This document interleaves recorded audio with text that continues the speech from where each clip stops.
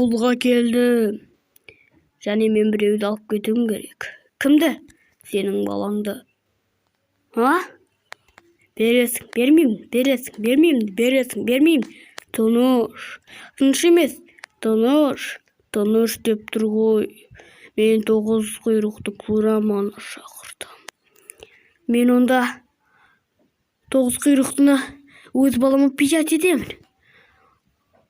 Минато, сен неге өйттің?